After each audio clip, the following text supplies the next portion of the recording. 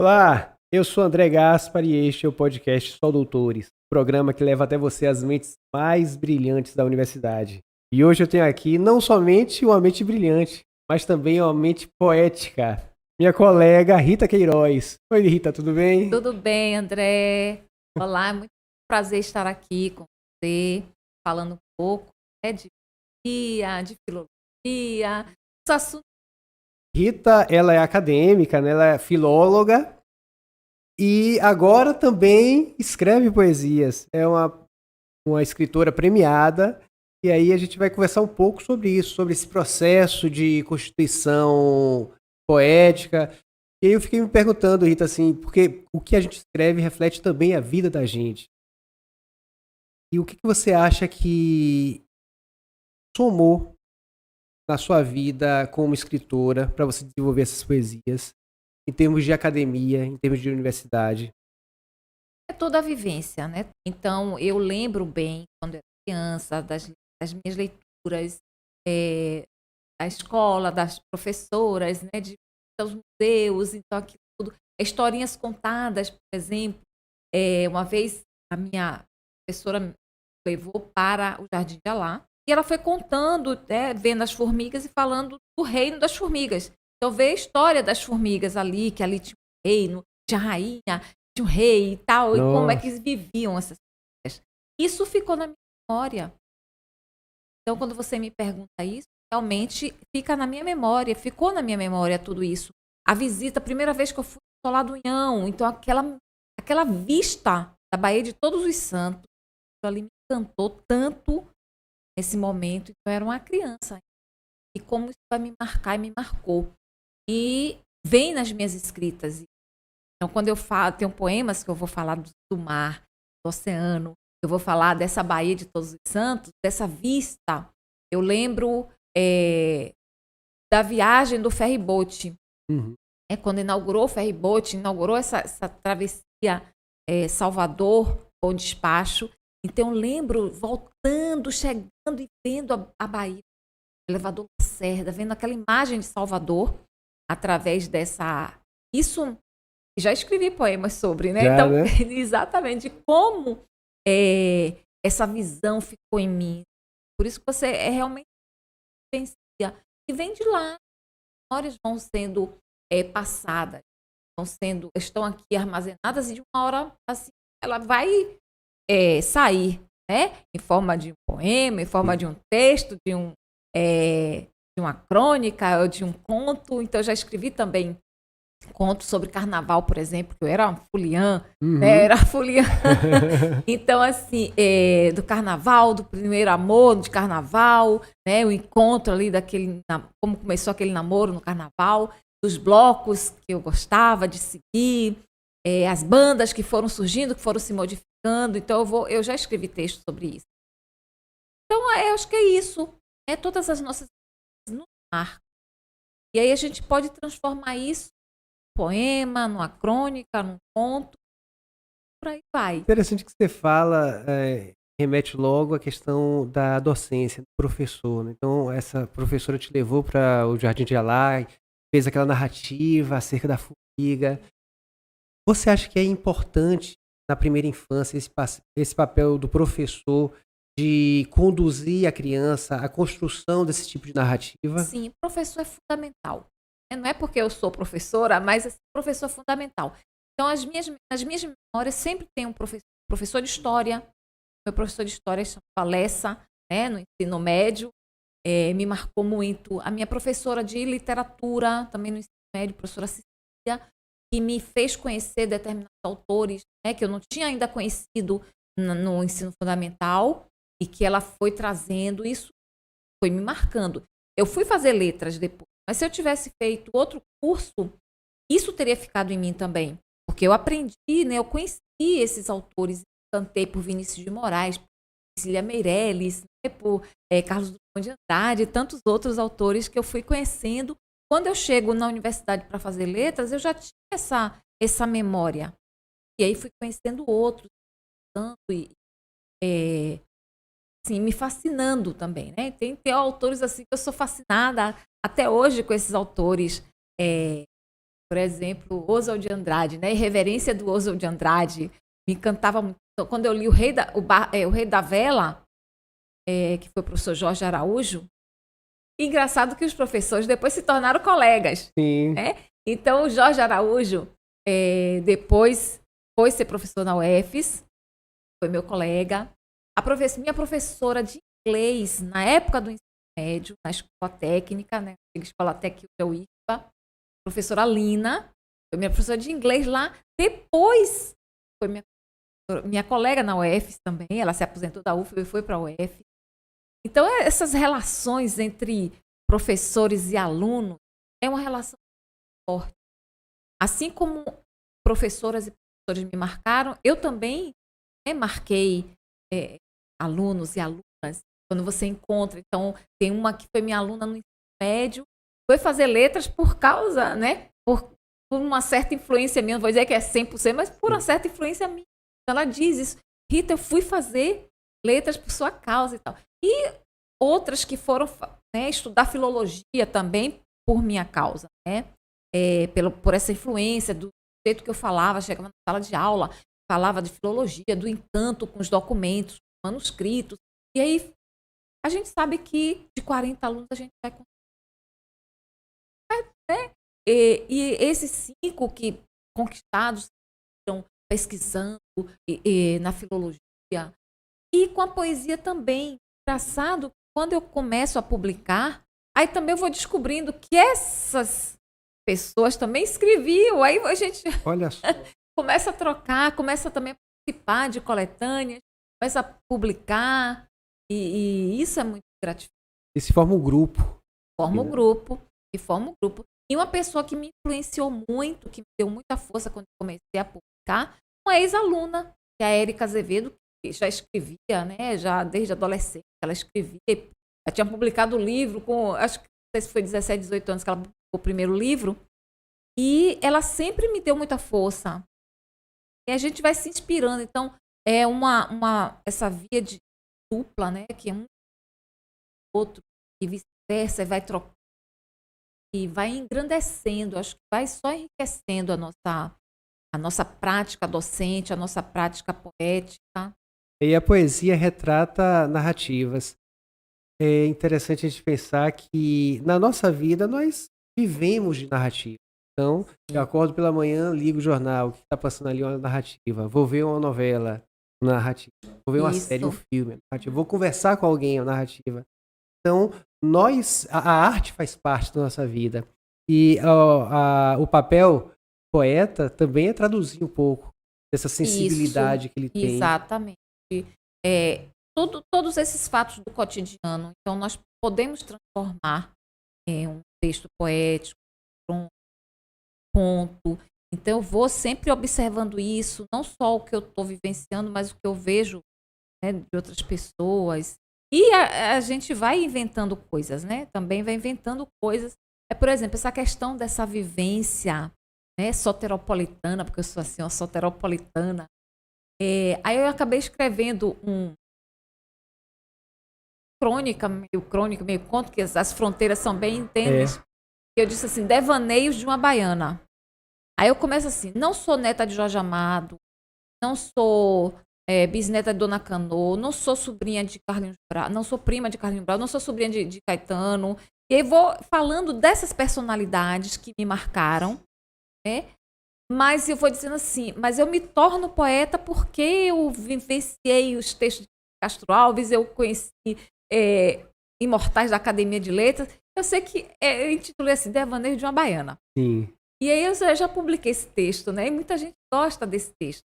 Por isso, porque eu vou falando dessas personalidades, são personalidades de destaque na literatura baiana e brasileira, né?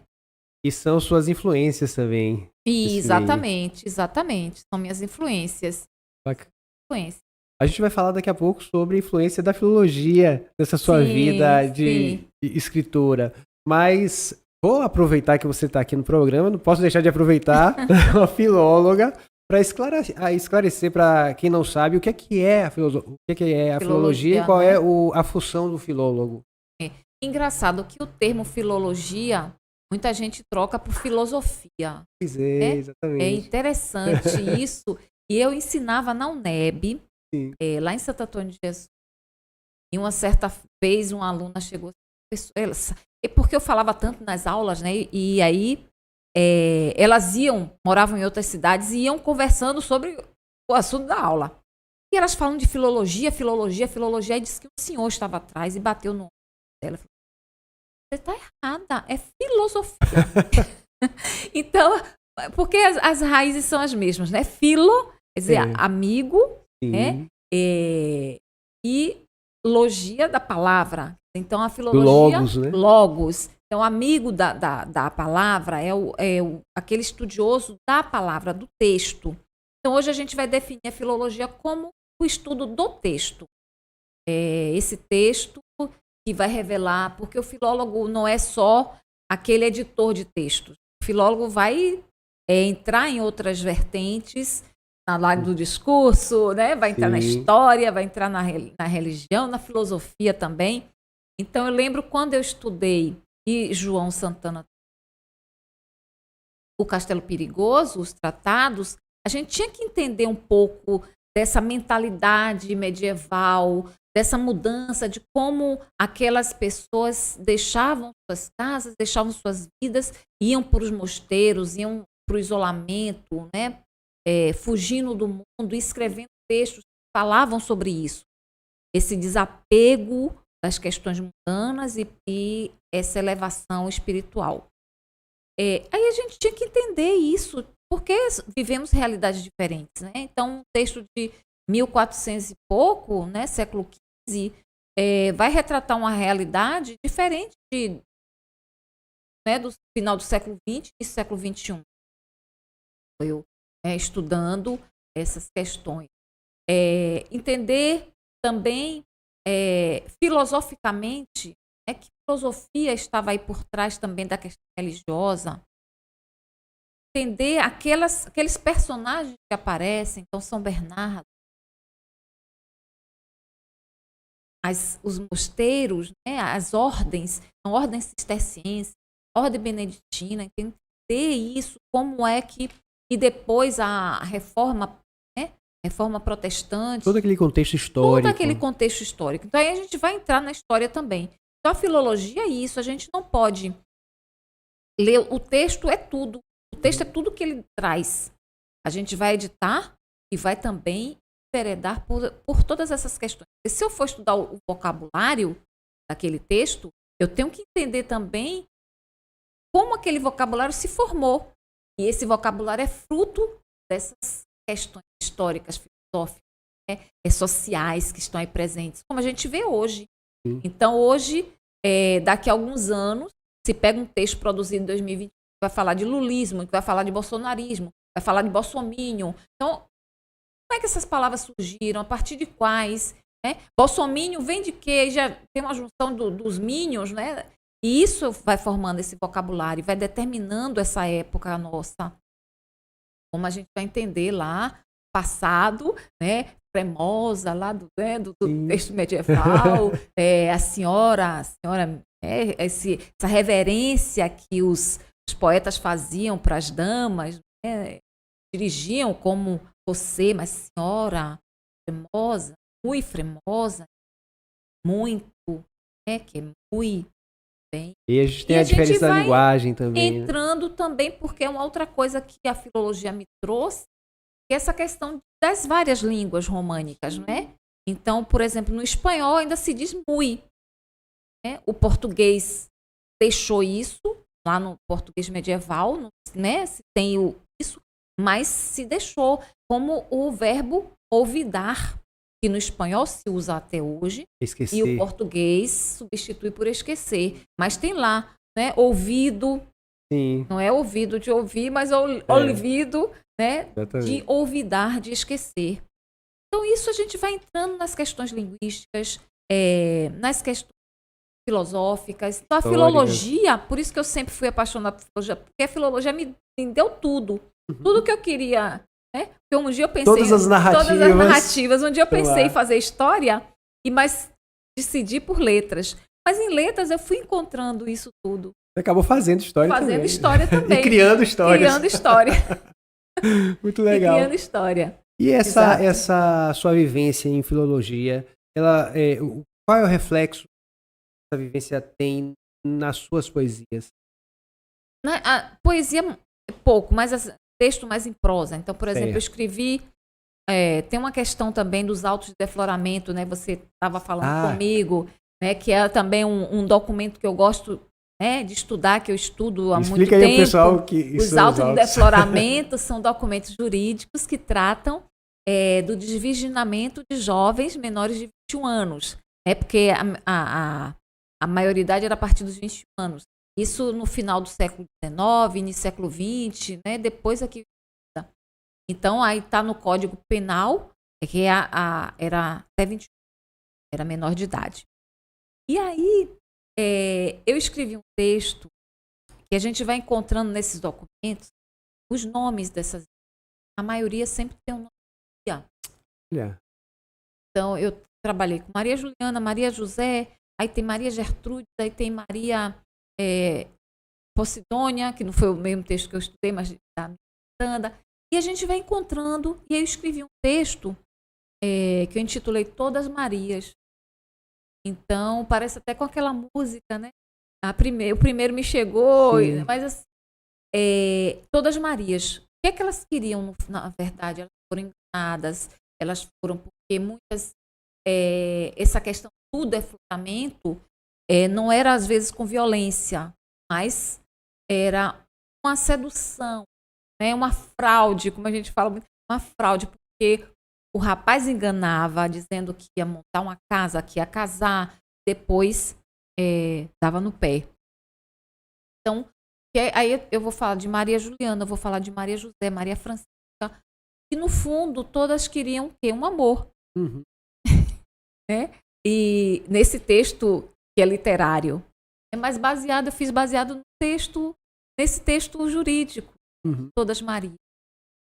Conta disso, que a gente vai encontrar realmente Maria Joana, Maria Francisca, Maria José, Maria Juliana. Então, praticamente todas têm Era o que acontecia, né, naqueles documentos. Exato. Esperavam um amor. Exato. E também a gente vai encontrar o quê? Praticamente todas eram, né, de uma classe social mais baixa e que esperavam, assim, casamento e que tinham que recorrer à justiça para reparar o mal. Porque naquele momento ali o desvirginamento era punível. Havia prisão. Então o cidadão podia ser preso, podia levar 4 anos preso, mas se ele casasse, o processo se encerrava. E havia uma diferença entre deflorar e estuprar? No código vai aparecer, às vezes aparece estupro e aparece defloramento. A maioria das vezes defloramento, mas eles dizem com violência ou sem violência chamava defloramento. Porque hoje a gente pensa no estupro com violência, mas no código vai trazer com violência ou não. E aí tem um detalhe interessante, André, no código de 1890, que é do século XIX, mas que diz assim: mulher pública, seria a prostituta, se ela não quisesse o ato sexual e ela fosse forçada, era também um defloramento. O cidadão também podia ser preso. Então a gente vê hoje acontecendo tantos feminicídios, a gente vê mulheres sendo forçadas. Essa semana eu estava ouvindo a notícia de um cidadão, um empresário em São Paulo, forçou a funcionária, dizendo que ela ia experimentar uma roupa, e ele entrou também no provador e forçou ela a fazer sexo oral. Quer dizer, isso é um defloramento também. Não importa se ela, no Código 90 diz que se fosse pública, mulher pública, e que não quisesse, era um traje. Não era somente com a questão da virgindade. Da virgindade, não. Não era só com a... Claro que a maioria das vítimas é virgem. Mas elas também tinham que provar isso. porque tinha que fazer o exame de corpo de delito, tinha que provar a virgindade e tal. E muitos rapazes diziam que não tinham sido o primeiro, né, para poder se safar. Uhum. E a gente tem os casos também, alguns documentos que a gente fala de justificação de casamento, que era o rapaz que tinha deflorado a moça e que depois ia pedir para acelerar os papéis para casar, porque ele não queria ser preso.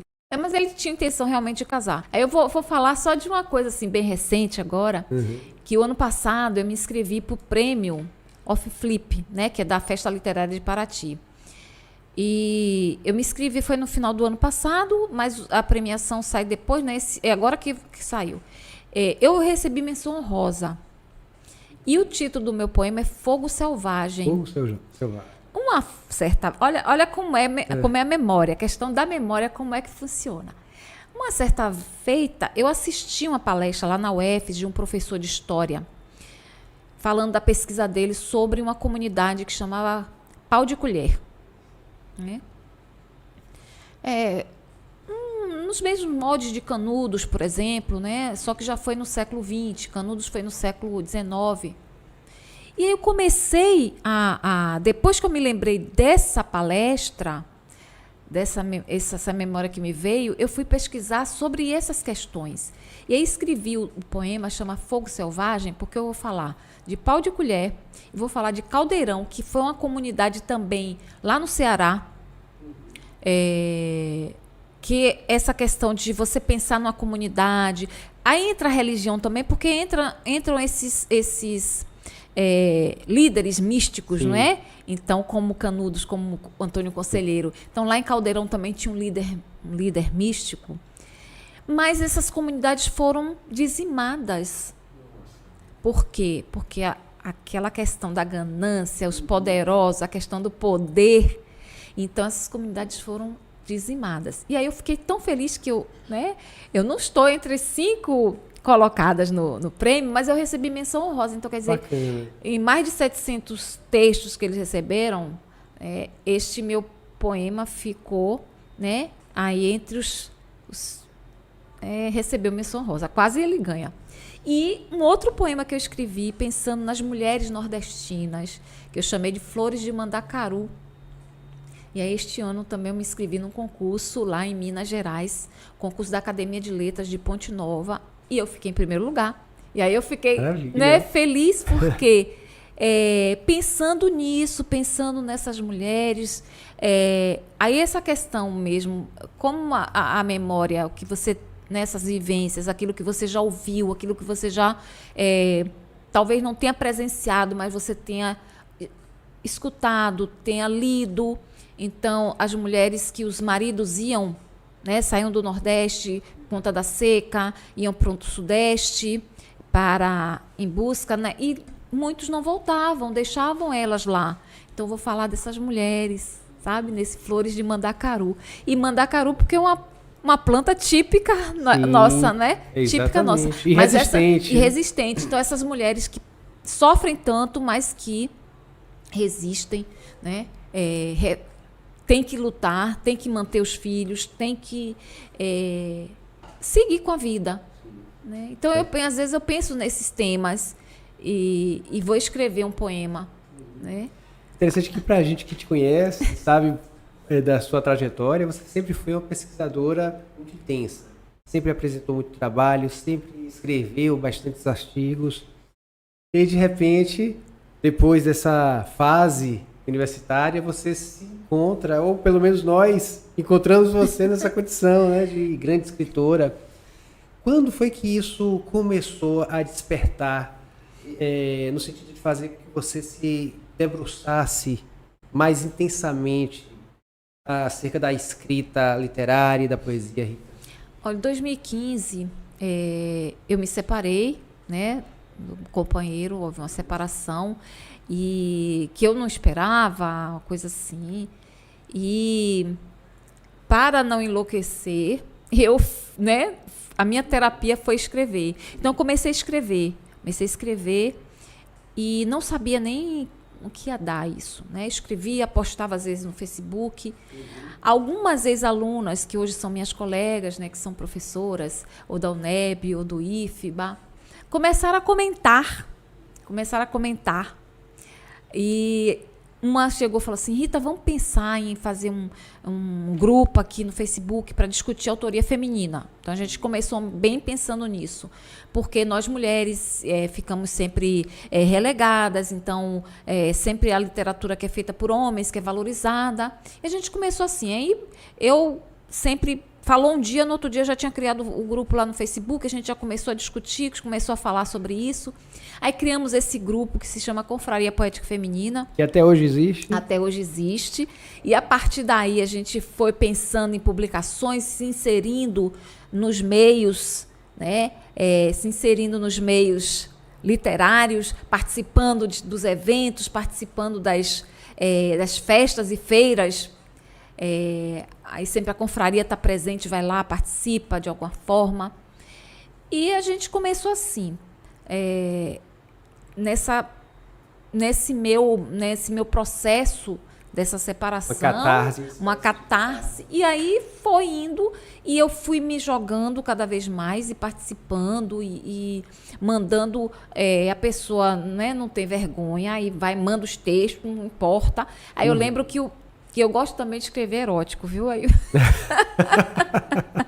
A pessoa é meio Xuxa, porque a pessoa escreve para infantil, o infantil escreve erótico. Eclética, né? Escreve de protesto, a pessoa... E aí... Olha, tem gente que vai querer saber onde comprar esses livros, depois você vai dizer. Vou dizer.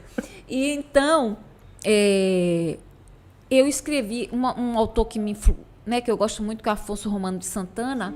Então, eu lendo um livro dele... Que é acadêmico também. Que é acadêmico, que me influenciou, né, o Afonso Romano de Santana. E aí eu escrevi um poema, que aí eu fui participar desse concurso de uma editora do Rio de Janeiro, a editora Literis. E o concurso se chamava Amor, Fogo, Paixão. Então, eu escrevi esse poema e mandei. Isso e esqueci que tinha mandado, tá? Passa o tempo, vou passando os meses. Aí um dia estou na UFES e aí recebo a mensagem de um ex-aluno meu: professora, a senhora ganhou. Aí o quê, menina? Aí quando eu vou ver que ele também tinha participado tinha mandado o texto, a senhora ficou em primeiro lugar. Aí esse poema ficou em primeiro lugar. E olha, tinha pouco tempo, mas é sempre assim. Eu acho que quando eu começo a fazer uma coisa, eu vou ao fundo. Né? Você se entrega. Me entrego. Então, com o tempo, aquela dor da separação ficou para trás e, né, os benefícios da poesia começaram, né, a surgirem, fazer efeito em mim. Né? Então, hoje eu não consigo mais viver sem poesia, sem escrever. Então, às vezes, passa um tempo que é normal a gente ficar sem escrever por qualquer motivo, né? E aí... eu já fico assim, meio agoniada. Aí vem uma ideia. Então, às vezes eu começo um poema, deixo ele lá, começado 3 versos. Depois eu vou e termino. Sim. Né? Para não perder a ideia. Porque às vezes vem aquele verso assim, eu digo, não posso perder. Escrevo, deixo lá guardado. Às vezes eu penso num título. Digo, depois eu tenho que escrever sobre isso. Engraçado que eu escrevi... Você já começou pelo título. Olha que eu comecei um poema... pensando nos autos de defloramento. Sim. E depois esse poema participou de um concurso em homenagem a Flor Bela Espanca. Que é assim, Enquanto as Flores Dormem. Um título assim, às vezes eu me esqueço, viu, gente? Eu não sou boa. Meus textos, às vezes, eu esqueço dos meus textos, né? Então, Enquanto a Flor Adormece. E aí eu veio a inspiração, né, dos autos de defloramento, porque fala de flor, porque o defloramento é isso, é o despetalar. Né? A vagina é como se ela fosse a flor despetalada. É essa simbologia que vem no termo defloramento, né? Deflorar. Então, macular aquilo ali que está, né, virgem, como a flor está ali virgem. E aí eu fui escrevendo esse poema, escrevi, e depois, quando eu vi o concurso em homenagem a Flor Bela Espanca, eu falei assim, acho que cabe esse poema, e mandei, né? Fiquei em 4º lugar. né? Menção honrosa também. Eu falei, pô, um dia eu chego lá, né? Menção honrosa.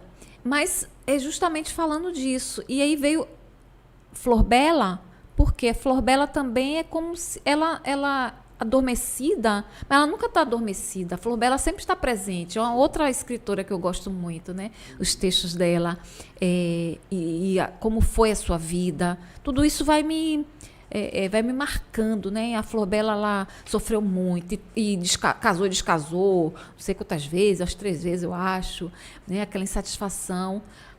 Tem um final trágico, né? Porque é como um suicídio lá, né? Morre jovem, com 36 anos, mas o que ela deixou nos textos é uma coisa, assim, fantástica.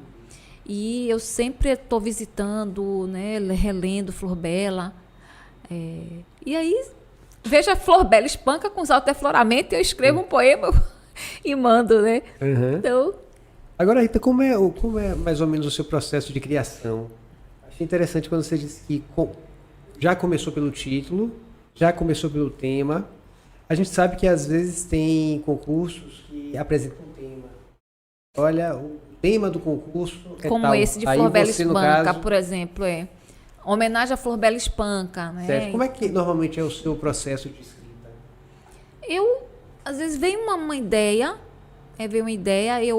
para não perder, eu tenho que escrever, porque às vezes já aconteceu isso, de eu ficar com aquilo ali e depois não lembrar. Sim. Aí vou escrever, mas não escrevo como eu tinha pensado. Eu sei que não foi assim que eu pensei, mas eu tenho que escrever agora para não perder tudo de novo. Então, eu penso num título, né? Logo no título? Ou vem um título. Por exemplo, no caso de Enquanto a Flor Adormece, eu pensei nesse título. Vou escrever, desenvolver isso aí. Outras situações, eu escrevo o texto, depois vou pensar no título. Né? Vai me vendo aquela ideia, eu vou escrevendo. Aí depois eu penso no título. Mas é, assim, algo que vem naturalmente, né? Às vezes tem um desafio também, né? Aí surge uma coletânea. Vamos escrever sobre tal coisa. O tema da coletânea. Aí eu não tenho nenhum texto, eu vou ter que escrever sobre. Sim. Então é um desafio, que eu gosto muito desses desafios. Outras formas poéticas, por exemplo, né? Eu comecei a participar de um grupo de Poetrix, que o Poetrix é um poema curto, poema de 3 versos só. Tem um título e 3 versos. E esses 3 versos tem que somar 30 sílabas. Não pode ultrapassar 30 sílabas. Mas não é assim, 10, 10, 10. Pode ser, até 30. Tem que rimar, não? Aí a gente tem, assim, estudos sobre o Poetrix. Tem Poetrix com rima, tem sem rima. Eu participo de um grupo que se chama Ciranda Poetrix. E agora as normas do grupo é que evitemos a rima. Sim. Evitemos a rima. Por quê? Né? Porque já que é um texto muito curto, né, só são 3 versos, não ter rima, porque isso... Já um texto infantil, por exemplo, tem que ter rima. Por conta da sonoridade. A criança, ela vai pegando, né? Então você privilegia mais o conteúdo quando não tem rima. Exatamente. A forma. Exatamente. Mas aí a gente tem textos e textos. Então, quando eu escrevo para criança, eu tenho que pensar na rima. Porque se não tiver essa sonoridade, esse ritmo, a criança, ela perde. E eu lembro muito de meu sobrinho, hoje ele está com 18 anos, mas quando ele era menor, ele dizia assim: ô minha tia, por que os textos de Palmira, ele já te conhecia, já tinha levado os livros de Palmira, os textos de Palmira tem rima, os seus não tem, porque ele só conhecia os meus para adulto. Sim. Aí eu falei assim, quer dizer, aí a gente vai entendendo o que é que a criança quer, né? Que quer esse ritmo, essa leveza que a rima dá. Mas não é proibido que no Poetrix não tenha rima. Tá vendo, Palmira? Já tem um fã aí. Que adora já falei para Palmira sobre isso, né? Palmira Heine, que tem um programa gravado comigo, né, sobre análise do discurso.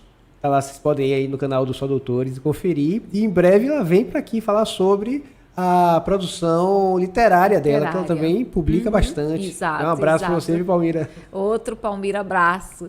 Então, a gente tem essas questões todas, né, André? Do que... Por exemplo, eu sou muito de fases, viu?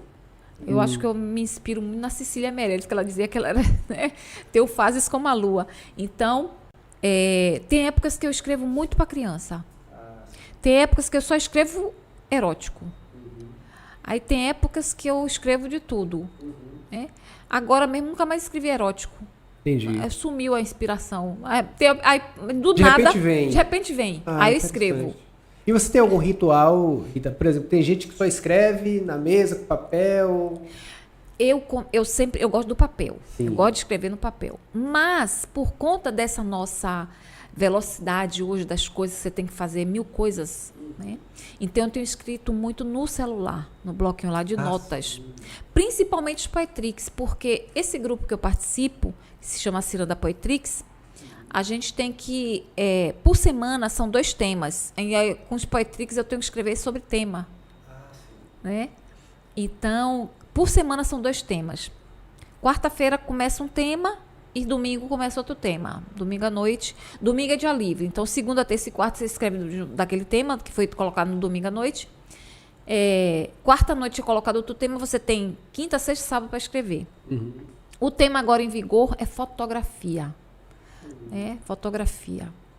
Então, para escrever sobre fotografia. Então, por exemplo, eu escrevi um Flashes do Cotidiano, o título que eu dei, Flashes do Cotidiano. Né? Mas aí você tem os temas, então isso é sempre um desafio. E vocês pretendem publicar? Aí publicamos também as coletâneas. Então, por exemplo, já participei, acho que a 3ª coletânea com eles, com Ciranda. Teve a primeira Ciranda Poetrix, a segunda, aí teve uma agora que saiu, que é Ecos e Gritos, que era só sobre a independência, né, os 200 anos da independência. E vamos ter agora, porque a Ciranda, o grupo, né, a gente vai premiando os melhores Poetrix. Então, todas de cada Ciranda tem os premiados. Então, por exemplo, aí vai sair uma agora no final do ano que vai chamar Pérolas Poetrix, que são os premiados de cada né, de cada pessoa do grupo, né? Aí é medalha de ouro, medalha de prata, medalha de bronze.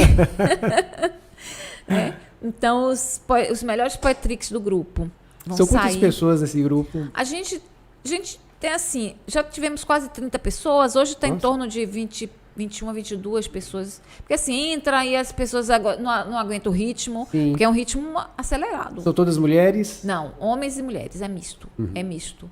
Esse grupo é misto. Então, a gente teve o 2º lançamento, que foi em fevereiro, lá em São Paulo. Aí tem um outro grupo de Poetrix também, que é da Academia Internacional Poetrix, tem uma Academia Internacional Poetrix. E o mais interessante, o criador do Poetrix é um baiano que se chama Goulart Gomes, né? Ele é historiador, mas ele se enveredou pela poesia. E vai ter o lançamento, fazer logo a propaganda aqui, na Flipelô, no dia 3, né? 3 agora, de novembro, às 11 horas, o lançamento da coletânea Resistência, que foi uma coletânea que fizemos com o tema, né, dessa questão política, do resistir. A outra que o tema é infinito. E o Goulart Gomes e o Pedro Cardoso, que é um poeta lá de Brasília, eles vão lançar um livro que é Poemas Encolhidos. Porque tem aqueles poemas escolhidos, né? Como Sim. o Poetrix é curtinho, aí se chama Poemas Encolhidos. É só o Goulart com o Pedro Gomes que vão lançar esse livro. É deles, né? E as coletâneas. Infelizmente, eu não vou poder estar presente, porque eu vou estar na Flica no mesmo dia, mesmo horário. Né? Então, eu ainda não consegui me dividir para estar em 2 espaços ao mesmo tempo. Né? Mas é um movimento também, né, que vem atuando bastante, né? O pessoal da poesia e do Poetrix. Então, criar essa academia internacional, tem membros de Portugal, né? Pessoas que são de Portugal, daqui do Brasil, de várias partes do Brasil. Tem muita gente interessada em escrever, né? Muita gente interessada. E a Ciranda Poetrix, que se chama Confraria Ciranda Poetrix, criou também, tem um concurso de Poetrix. E o concurso é em homenagem sempre ao Goulart Gomes, né? Então, este ano já houve o concurso. Foram 10 classificados. Essas 10 pessoas são convidadas a ingressarem na confraria Ciranda Poetrix.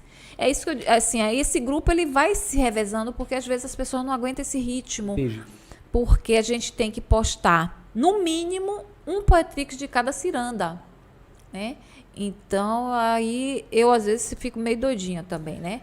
Imagine outras pessoas, mas eu consigo fazer 3, né? Que é o máximo 3, assim, o máximo não, você pode fazer quantos queira. Mas assim, 3 e o mínimo de 1. Né?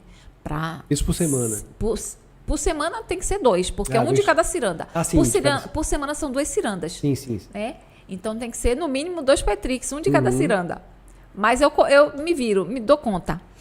Mas é um ritmo acelerado, porque aí você tem a votação, você tem que escolher, você escolhe também, agora a gente está num processo de cada um escolhe o seu. Por exemplo, se eu mando 3 Poetrix, eu vou escolher qual que eu acho melhor para ir para a votação. Né? E aí mando. Aí vai entrar nessa votação. Aí na votação, é aquele formulário Google, a gente tem que, assim, o que a gente acha que deve ser o vencedor, a gente dá 3 pontos, o que é o melhor, o segundo melhor 2 pontos e o terceiro melhor 1 ponto. Aí depois soma, né, o responsável vai somar e vai ver quem ganhou. Medalha de ouro, medalha de prata e medalha de bronze. Mas assim, é bem interessante porque a gente sempre está discutindo, a gente sempre está pensando no aprimoramento. Sim, motiva escrever. Motiva também. Então, aí os Poetrix eu escrevia primeiro no caderninho. Mas hoje eu escrevo no bloquinho do celular. Sim. Por mais quê? Prático Porque é mais prático. É mais prático, porque ali... Agora, tem a questão da filóloga que entra aí, porque, por exemplo, quando eu apago ali o que eu escrevi no bloquinho, né, depois eu não vou lembrar o que eu escrevi. E quando eu faço manuscrito, mesmo que eu risque, eu sei o que eu escrevi antes. Entendi. Né? Então, para quem gosta de estudar esse movimento de como o texto é produzido, da revisão, é bom quando se escreve manuscrito. Por isso que, às vezes, eu resisto em escrever lá no bloquinho, né? Um poema mais longo, por exemplo, eu vou escrever à mão. Entendi. Agora, para quem quer alguma dica de como começar a escrever, tem gente que diz, eu gostaria de escrever um conto, gostaria de escrever uma crônica, uma poesia, mas não sei por onde começar. O que você diria para essa pessoa? Eu digo que comece. Eu sempre digo assim, comece a escrever. Não pense na crítica, não pense se está bom ou se não está. Depois a gente vai, porque eu comecei assim. Né? E aí eu postava lá no Facebook, aí os comentários, que texto lindo, prof. E geralmente né, são sempre alunos que estão lá seguindo a gente. Então, que texto lindo, esse texto disse tanta coisa para mim, me lembrou tais coisas. E aí a gente vai, né, depois aprimorando, vai refazendo o texto, vai riscando aqui, troca aqui, essa palavra não ficou boa, vou trocar por outra. Né? Ou alguém te dá uma dica também, né? Você não acha que ficaria melhor tal palavra? Ou esse título não ficaria melhor se você invertesse? Né? Então, mas é escrever. Tem que começar. Eu tenho uma ideia, coloco no papel. Depois eu vou vendo o que é que vai acontecer com aquele texto. Depois flui, né? Depois flui. Né? E eu, como eu disse, tenho essas coisas. Devaneio de Abaiana, que foi assim que surgiu. Aí tem um outro que eu escrevo assim, né? Da cinquentona, né? Da mulher cinquentona, que gosta de se cuidar e que as amigas ficam dizendo que tá exagerando, né? E aí eu mandei esse texto, escrevi esse texto e mandei para uma coletânea chamada Universo Feminino. Porque isso, pensar em ser mulher, o que é ser mulher? É você pensar, aparecer uma ruga aqui, eu vou tratar, aparecer isso aqui, eu tô com a banha, vou cuidar da banha, vou não sei o quê, entendeu?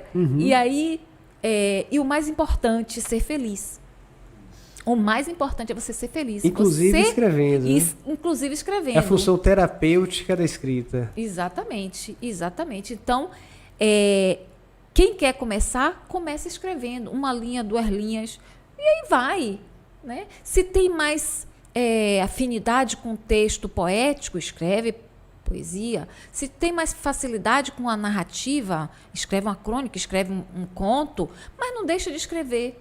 E se não tem um papel, na hora tem um celular, escreve no celular. Se não tem um celular, mas tem qualquer papel, porque eu sou assim, às vezes eu procuro lá na bolsa, o que tiver na bolsa, né? Eu quero escrever porque veio aquela ideia, e então eu pego, estou no consultório, espero na hora da minha consulta. Né? Aproveita, lembrou. Aproveita, vem a ideia, pego o papel que eu tiver ali e vou rascunhando. Depois, a gente vai, né? Melhorando. Quando chega num momento mais calmo, isso aqui tá bom, aí vai. Mas escrever, né? Não pode perder a ideia. Não pode perder a ideia. Não pode perder a ideia. E não tem que ter coragem. Tem que meter as caras. Maravilha. E para quem quer comprar seus livros, para quem quer te encontrar nas redes sociais, como que essa pessoa faz? Ó, eu tenho as redes sociais, tenho Instagram, Facebook, YouTube, tenho um canal no YouTube também. Então, no Instagram eu estou como Rita Queiroz Poesiando, é um Instagram, e o outro é bordado_de_sonhos, que esse eu penso mais no público infanto-juvenil, porque Bordado de Sonhos é o título de um dos livros que eu escrevi, e aí uma amiga sugeriu que eu colocasse o nome do Instagram, né, do livro. Então tem esse. O Rita Queiroz Poesiano é o mais antigo, que foi o que eu comecei, eu também posto tudo lá. No YouTube é Rita Queiroz também, no Facebook é Rita Queiroz. A foto já está lá com o cabelo curtinho, porque o cabelo antes era maior, mas agora é curto. Então já atualizou. Já está atualizado, você vai me encontrar lá com a foto do cabelo curto. E aí sempre eu vou postando, né, as coisas sobre concursos, sobre chamadas para participar de coletâneas, por exemplo. Bacana. Então eu fiz um vídeo, eu participei de uma coletânea, a inscrição gratuita. A organização é lá em Cabo Verde, a organizadora é em Cabo Verde, mora em Cabo Verde, lá na capital, em Praia, e se chama Mulheres e Seus Destinos. Então, já participei do 1 e do 2. Então, eu fiz o vídeo agora, porque ela já está fazendo a chamada para o 3. Aí, eu fiz o vídeo, mostrei o livro, falei, venham, participem. Né? Aí, já mandei para ela, porque ela me convidou para eu ser também uma divulgadora, né? Aqui na Bahia, digamos, né? Que eles chamam vocal, né? O pessoal esse português nosso, né? Aí, você quer ser vocal? Eu digo, aceito. Aí já comecei, e aí algumas pessoas já me escreveram, né, no direct perguntando como é que faz, eu já mando as informações como é que tem que mandar o texto, né? Mas é isso, falar mulheres e seus destinos, que é essa temática. Mas tem outras coletâneas que eu vou divulgando também, que são participações mistas, né, homens e mulheres. Tem aquelas participações só para mulheres, né, mas tem as participações mistas, né, tanto aqui no Brasil quanto em Portugal e outros países. O que eu vou sabendo, eu vou divulgando, e divulgo também no grupo, na Confraria Poética Feminina, né? É um grupo que a gente vai chamando, a gente chama as confreiras, a gente vai chamando para participar também. Maravilha. Olha, se você perdeu alguma coisa, não se preocupe, eu vou colocar na descrição do vídeo todos os endereços eletrônicos de Rita. E se quiser adquirir meus livros comigo, pode mandar mensagem no direct. Por direct mesmo? Pode mandar mensagem. E também os livros que são de editoras estão disponíveis na Amazon, no Submarino, mas comigo já vai autografado, né? Então é melhor ir comigo. Olha, já tem. E alguns infantos juvenis são publicações independentes, né? Tem por editoras, mas também tem as publicações independentes, que aí só tem comigo mesmo, né? Não tem pelas editoras. E os eróticos? Os eróticos. Os eróticos eu tenho. O primeiro foi Canibalismos. Olha, se chama inspirado mesmo em Afonso Romano de Santana, né? Que são micropoemas, são bem pequenininhos, né? São 152 micropoemas falando dessa questão amorosa. E depois tem o Confissões de Afrodite, que é a voz feminina, né? Falando dessas Afrodite, coisas. que é a deusa do amor. É a deusa do amor. Então eu tinha organizado uma coletânea chamada Nas Teias de Eros, né? E aí, quando eu pensei no livro solo, eu falei assim, não vou botar mais Eros, não, porque Nas Teias de Eros era bom porque como era mista, né, e tal. Aí, veja só, eu tinha escrito assim, Confissões de Afrodite, escrevi no meu caderninho, né? Um título. Eu falei, vou escrever aqui. Aí depois, eu falei assim, vai ser o título do livro. E aí eu fiz, né? Coloquei Confissões de Afrodite, que é todo erótico. Mas tem uma amiga que disse que ele não é muito picante, não. Que eu abrandei algumas coisas. Mas, mas é o leitor que vai dizer, né? Cada pessoa que for ler que vai dizer. E tem o Velas ao Vento. Eu falei tanto da Bahia, né? Que me inspira. A Bahia de Todos os Santos me inspirou tanto que tem o Velas ao Vento, que é só sobre as águas. É um livro que eu dedico os poemas às águas. Então, ele é dividido em 3 partes. A primeira parte se chama Epifania das Águas. A segunda, Marinhas, só sobre o mar. E a terceira parte, a Confluência, que seria, né, esse encontro do rio e do mar. É um livro que eu gosto muito, né? Eu gosto e... Ele ficou muito bonito, porque ele tem ilustrações de Antônio Wilson, que é um colega da UFES. Tem as epígrafes, que eu vou trazendo trechos de canções. De baianos? De baianos e não baianos também. Né? Tem de Dorival Caymmi, tem de Jerônimo, né? Nessa cidade todo mundo é do Oxum. E o último livro agora é um livro que é bilíngue, português e inglês, que eu fiz com um ex-aluno meu, que é o Angelo Riccio Piovischini. Ele traduziu para o inglês. E esse livro é temático, a gente só fala sobre o tempo. Né? São poemas sobre o tempo. Poemas sobre o tempo. Então, o nome se chama Temporais, né? O ais vem entre parênteses. Em inglês ficou Time Storms. Maravilha. Rita, adorei conversar contigo.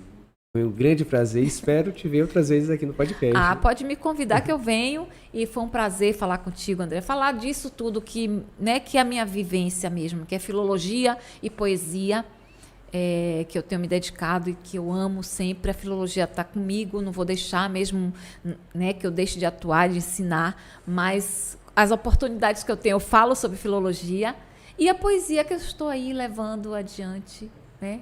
O amor à palavra sempre presente. Sempre presente, sempre presente. Maravilha. E semana que vem a gente tem mais uma mente fantástica. Olha, vocês não podem perder. Sabe quem é que vem para aqui? Vou deixar um suspense. Assistam semana que vem.